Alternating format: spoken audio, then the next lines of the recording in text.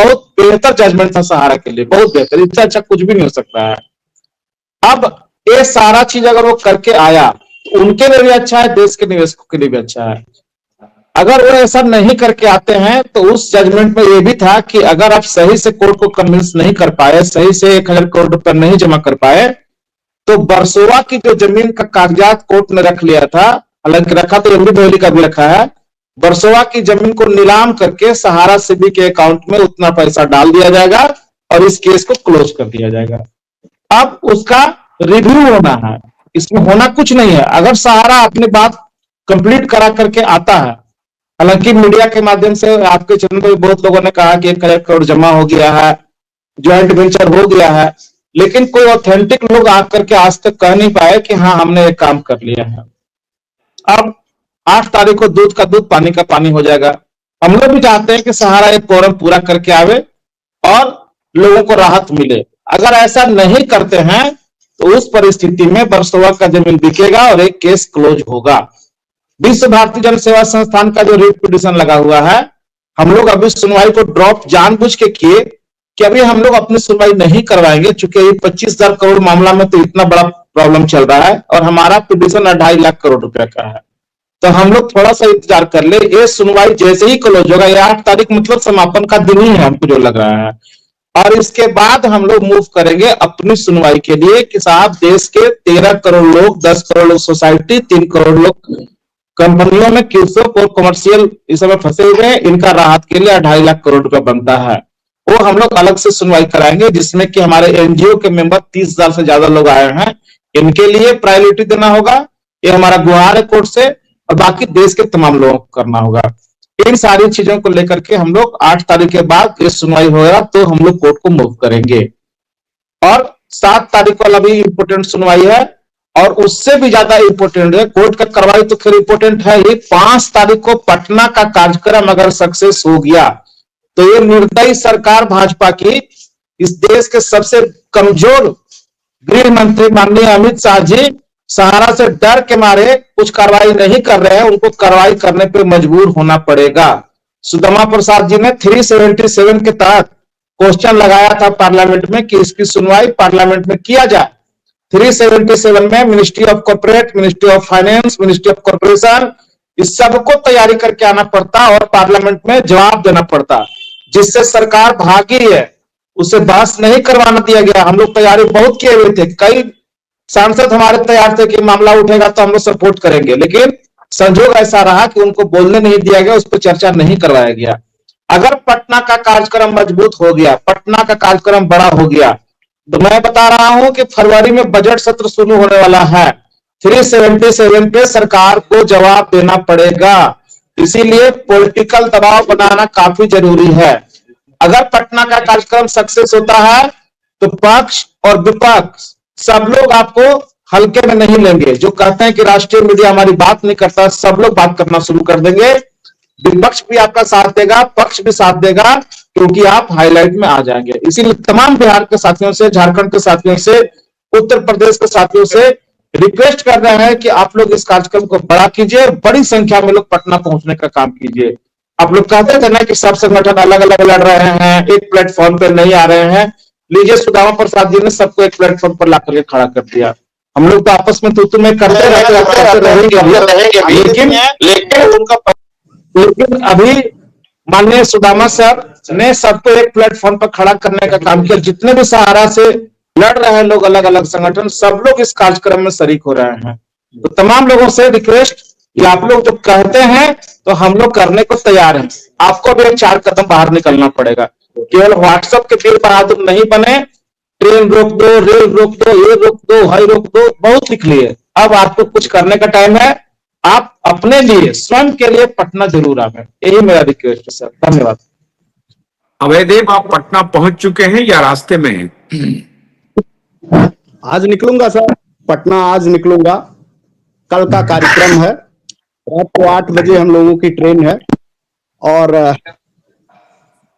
हम सभी लोग ये कोशिश करेंगे कि इस आंदोलन की हुंकार पूरे देश में माननीय सुप्रीम कोर्ट तक भी पहुंचे, क्योंकि 8 तारीख को सहारा सेबी का जो एक बड़ा विवाद जो 12 साल से उन लोगों ने बनाकर रखा था, इसका दाइंड हो जाए। बहुत जरूरी है कि पिक्चर को साफ होने की, और उसके बाद नई कहानी की हो सकता है शुरुआत हो। देश के निवेशकों को बहुत सारी चीजों को रिलीफ मिलने की उम्मीद दिखाई दे रही है। 8 तारीख का दिन जो है निश्चित तौर पे सहारा से भी विवाद को खत्म करेगा, हमको ऐसी उम्मीद है। और माननीय सुप्रीम कोर्ट ने भी शायद मन बना लिया है। तो चूंकि 8 तारीख का सुप्रीम कोर्ट में डेट है, आपकी ताकत आज सिर्फ सरकार को नहीं दिखानी है। आपकी ये ताकत कल जब पटना में आप लाखों की संख्या में खड़े होंगे तो माननीय सुप्रीम कोर्ट भी आपको देख रहा होगा। और सुप्रीम कोर्ट के बारे में कहा गया है कि सुप्रीम कोर्ट स्वतः संज्ञान लेता है बड़े मामलों को, और अगर आप वहां पे बड़े पैमाने पे खड़े होने में कामयाब हो जाएंगे तो देश का एक सबसे बड़ा कलंक जो है, हम तो ये भी कहेंगे वो कलंक ही है, जो सहारा के निवेशकों के ऊपर भी जाने अनजाने में लग गया, और सहारा के पीड़ित कार्यकर्ताओं के ऊपर भी बहुत बड़ा कलंक लगा हुआ है। बड़ी बड़ी कलंक की धोने का समय है, क्योंकि ग्राउंड लेवल पे कार्यकर्ता ही सड़कों पे है और लोग उसी से पूछते हैं, लोग उसी को चोर बेईमान तमाम तरह के नवाजते हैं। और इंतहा ये हो जाती है कि इतना प्रेशर है कार्यकर्ताओं के ऊपर कि लोग उसके घरों तक पहुंचते हैं, पैसे के लिए मारपीट करते हैं, अंततः उनका ब्रेन हेमरेज हो जाता है। अभी एक वीडियो हम लोगों को विचलित कर रहा है, और बेहयाई देखिए सहारा के प्रबंधन तंत्र में बैठे लोगों की, कि स्वयं सहारा के प्रबंधन तंत्र के लोग तो बाहर निकल नहीं आ रहे हैं, लेकिन आज भी कुछ लोग हैं जो कूटरचित साजिश करके इस मामले को हमेशा बढ़ा चढ़ा के पेश करते हैं। और शायद वो अच्छा भी कर रहे हैं कि जो लोग दूर भाग रहे हैं, अपना पिंड छुड़ा रहे हैं, उनको घसीट घसीट के ले आ रहे हैं। कुछ लोगों का जो गैंग है वो समय समय पे सहारा प्रबंधन तंत्र के नाम की लेटर जारी करते हैं, और आज उन्होंने जो लेटर जारी किया है 2-3 दिन पहले, उस महिला के नाम पे जिसका पति इस दुनिया को छोड़ करके चला गया है, उसका लेटर जारी करके उन लोगों ने एक तरह से अच्छा काम किया है कि तुम लोग बहुत अच्छा काम कर रहे हो।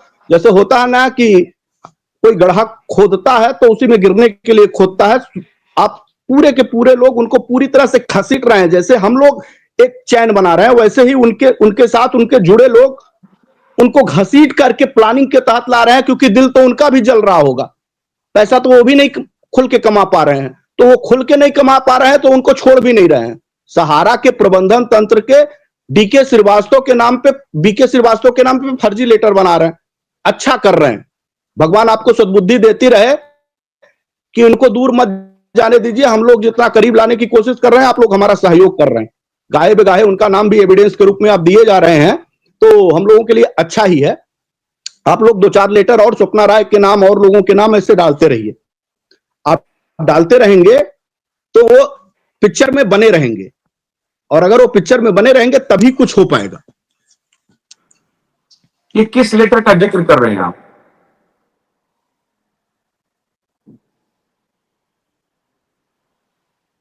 बहुत ही इंपॉर्टेंट चीज है, पूरे देश के लोगों को आंख खोलने वाला एक चीज है। और मैं इसका कॉपी आपको भेजूंगा सर। और जो लोग आकर के कीड़े मकोड़े जो भिनभिनाते हैं, उनके लिए भी एक बहुत बड़ा ये है। आप देख सकते हैं, इसमें हमने एक RTI लगाया था। देश भर में खास करके झारखंड के लिए हमने किया था, अभी और भी कई राज्य में इसको हम भेज रहे हैं, और बाकी साथियों से ही बोले हैं कि अपने अपने राज्य में जितने भी कार्यालय सहारा के चल रहे थे और राज्य सरकार की जानकारी में नहीं चल रहे थे, सारे कार्यालय इनके अवैध हैं। एक साथ जो RTI ने किया था उसमें सब जगह से जवाब आ गया। Ministry of corporate Jharkhand, ministry of RBI से भी सब लोगों ने लिख के दे दिया कि इनका डाटाबेस में जितना भी कार्यालय चल रहा था वो हमारी जानकारी में नहीं है। सब जगह से आ गया। सोचिए कितना गोलमाल लोग किए हैं कि हर राज्य में सहारा का कार्यालय, दुनिया भर का दफ्तर चल रहा था 300-400, लेकिन वहां के डाटाबेस में जैसे होता है ना, ministry of corporate, ministry of corporation, गृह मंत्रालय, सभी जगह से हमने जवाब लिया, कहीं भी डाटाबेस में इनका कार्यालय का कोई जिक्र नहीं है। मतलब सारे कार्यालय इनके अवैध चल रहे हैं। सोचिए कितना बड़ा है फर्जीवाड़ा। हम तमाम साथियों से निवेदन करें कि अपने अपने राज्य में आरटीआई करके जरूर मांगे कि वहां जो कार्यालय चल रहे थे सहारा की सोसाइटियों का, सहारा कमर्शियल कॉर्पोरेशन का, इसका लाइसेंस उसने राज्य सरकार से लिया था कि नहीं, या लाइसेंस भारत सरकार से लिया तो राज्य सरकार को खबर किया था कि नहीं। ये काफी इंपॉर्टेंट है। अभी मैं इसको सुप्रीम कोर्ट में रखने जा रहा हूं। जी सर। नहीं, लेकिन ये कहां आपने जो आरटीआई लगाई है, ये कहां, झारखंड का है?